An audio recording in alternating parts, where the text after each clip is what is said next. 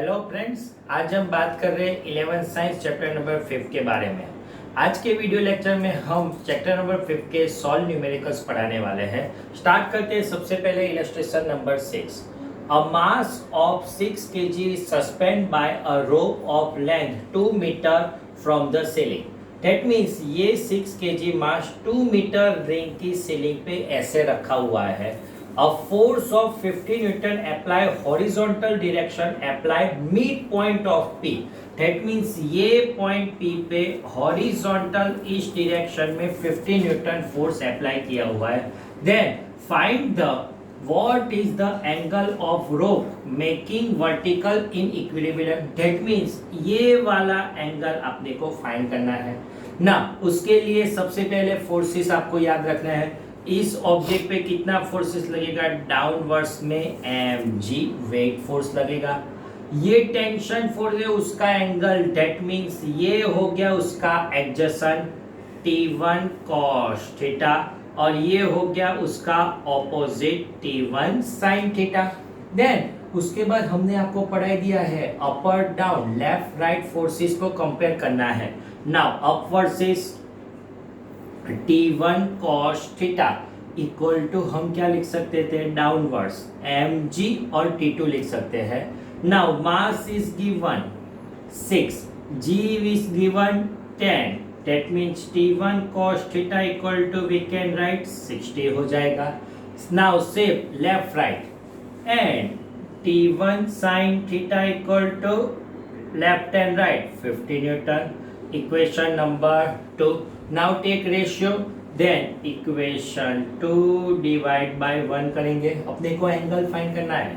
Then T1 sin theta upon T1 cos theta equal to 50 divide by 60।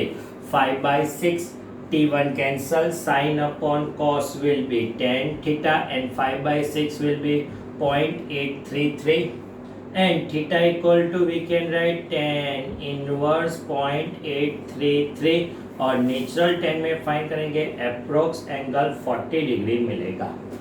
Now अब बात कर रहे हैं इलस्ट्रेशन नंबर 7 के बारे में। Determine the maximum acceleration of train in which a box line on of its floor with remain stationery. That means block train move कर रही है, उसके ऊपर ब्लॉक रखा है तो ब्लॉक स्टेशनरी हो सकता है। तो हमने वो सर्कुलर पाथ में पढ़ा दिया आपको कि F is greater than mu S into N और mu S into M G. क्यों? हॉरिजॉन्टल ब्लॉक होता है तो उसके डाउनवर्ड्स में mg फोर्स लगता है, अपवर्ड्स में नॉर्मल फोर्स होता है, n इक्वल टू mg हो जाएगा। Then F is greater than mu S mg आएगा। यहाँ पे अगर मोशन होता है तो इस डायरेक्शन में ये फ्रिक्शनल लगेगा। देन मैक्सिमम एक्सेलरेशन मींस ये वाला मैक्सिमम आ जाएगा।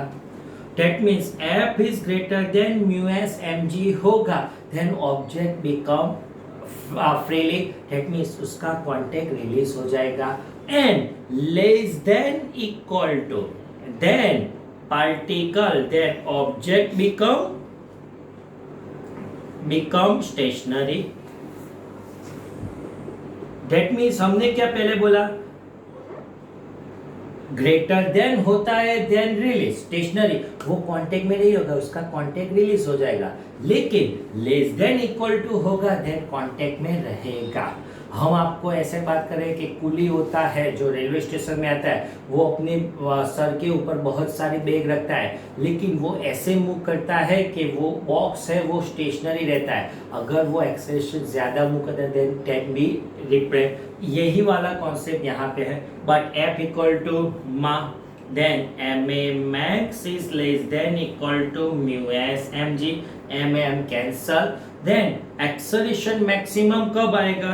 if we can write equal to then maximum and acceleration के बारे में बात करेंगे then mu s g होगा।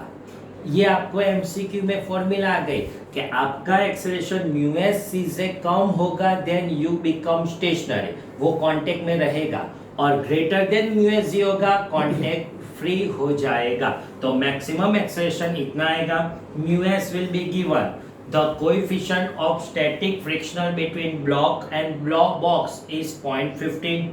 G will be 10, then 0.15 into 10, 1.5 metre पर सेकंड स्क्वायर. आपको एक्सेलरेशन मैक्सिमम इतना मिल गया. और एक्सरसाइज नंबर 7 वाला कंप्लीट. Solve numericals. इलस्ट्रेशन 8 और सॉल्व न्यूमेरिकल 7.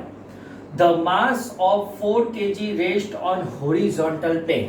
ऐसे हॉरिजॉन्टल प्लेन में मास रखा हुआ है इसके ऊपर. अब the plane is gradually inclined until the angle 15 with the horizontal. That means ये स्लोप इंक्रीज करके 15 डिग्री इंक्लाइन पे लाता है. दैट मींस ऐसे हम इंक्लाइन एंगल बिकम 15 डिग्री लेते हैं.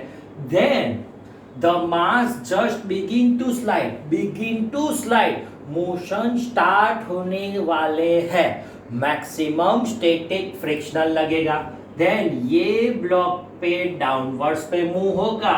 यहाँ पे एफएस मैक्सिमम लगेगा. Start to beginning. Now question, what is the coefficient of static frictional? Static frictional that means mu S find करना है. नाउ इस पे फोर्सेस याद कर लीजिए. फर्स्ट वाला फोर्सेस mg, ये एंगल हो जाता है. दैट मींस ये प्रोडक्ट आता है mg cos थीटा. इस डायरेक्शन के बारे में बात करेंगे. Then mg sin theta.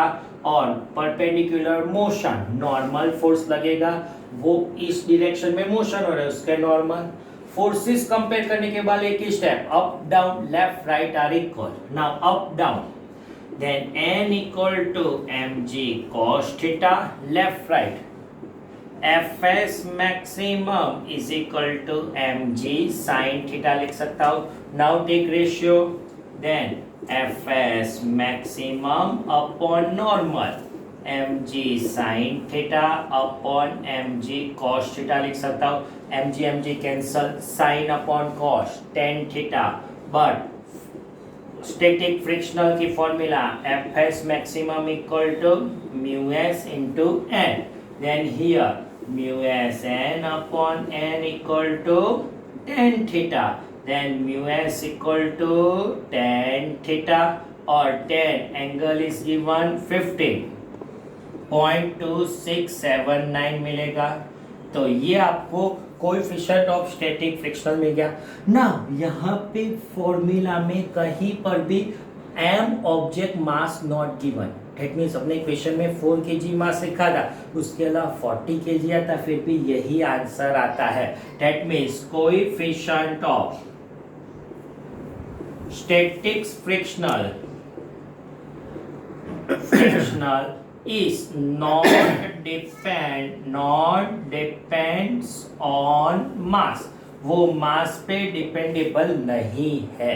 तो 8 वाला इलस्ट्रेशन कंप्लीट. अब बात करें इलस्ट्रेशन नंबर 9 के बारे में.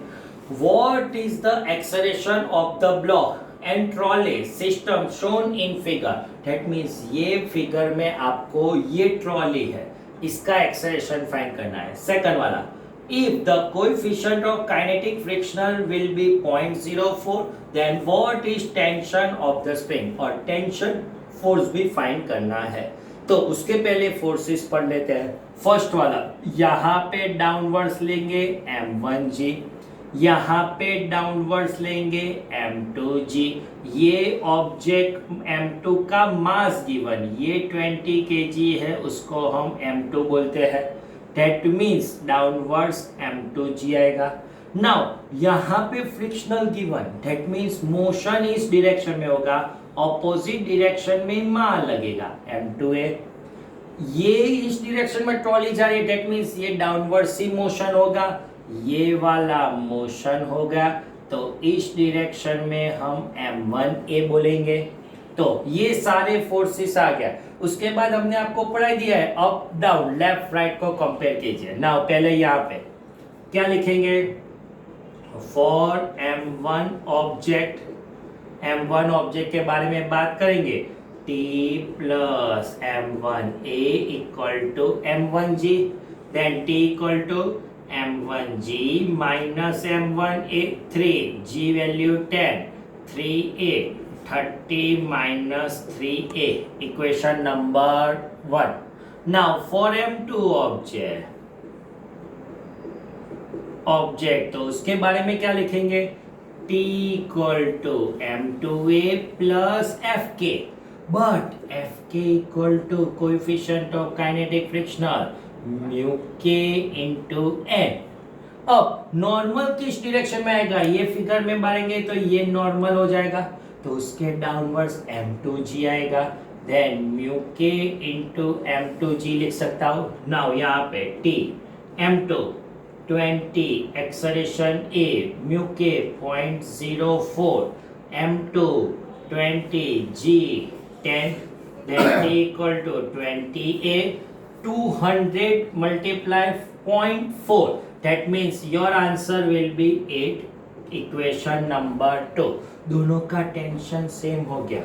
Then from equation 1 and 2 we get 30 minus 3a equal to 20a plus 8, ये minus 3 on this side plus और plus 8 on this side, 30 minus 8 20a plus 3a, then 22 equal to 23a, acceleration 22 divided by 23 और 0.96 Newton आपको acceleration है metre पर second square मिलेगा।